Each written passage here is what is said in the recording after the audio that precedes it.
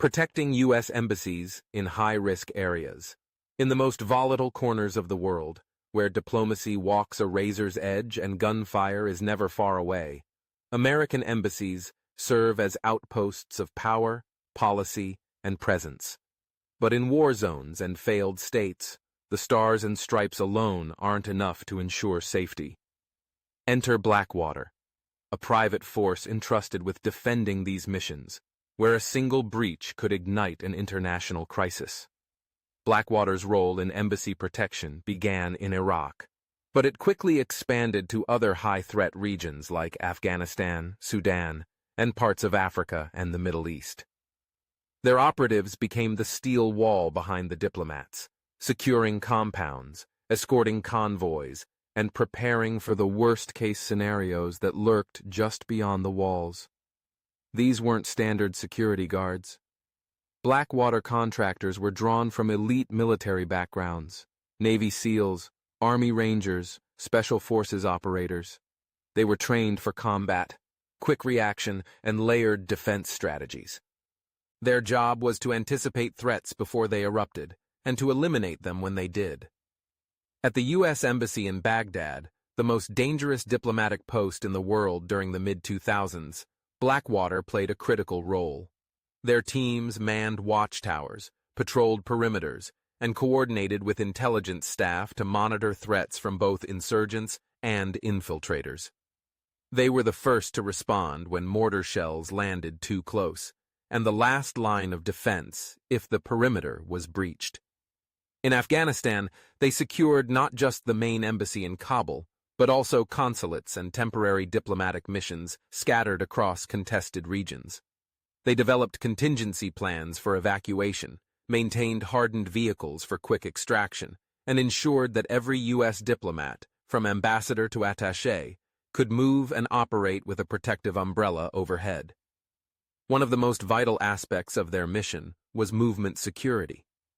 Blackwater didn't just guard embassies, they moved people in and out of danger zones. Every trip to a government meeting, every negotiation with tribal leaders, every site inspection required a mobile security detail. Contractors led convoys through hostile streets, eyes scanning for IEDs, fingers ready on triggers, minds calculating escape routes and fallback points. But the mission also involved layers the public never saw. In nations like Sudan or Yemen, where government support was minimal and extremist threats were high, Blackwater personnel developed their own intelligence networks, working closely with embassy staff to identify rising risks. They fortified compounds, installed counter-surveillance systems, and trained embassy teams in emergency protocols. They weren't just reacting to violence, they were preparing for it every day.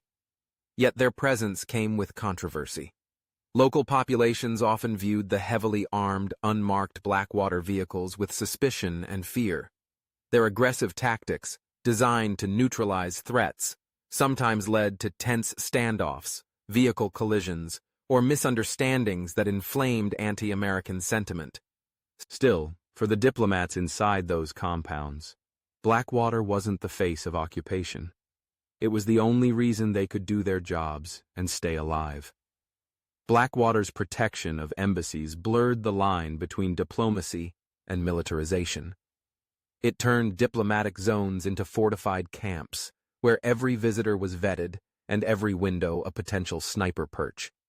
But it also ensured continuity of American influence in places where other nations had pulled out. Even after Blackwater's brand faded from headlines, the model they created remained. Private military firms became embedded in embassy operations worldwide, inheriting the tactics, training, and operational scope pioneered during Blackwater's rise. In the end, Blackwater's role in embassy protection wasn't just about guarding buildings, it was about preserving a global presence. They were the hidden guardians of diplomacy, operating under fire, beyond recognition, in the silent battle to keep America's voice heard in the world's most dangerous places.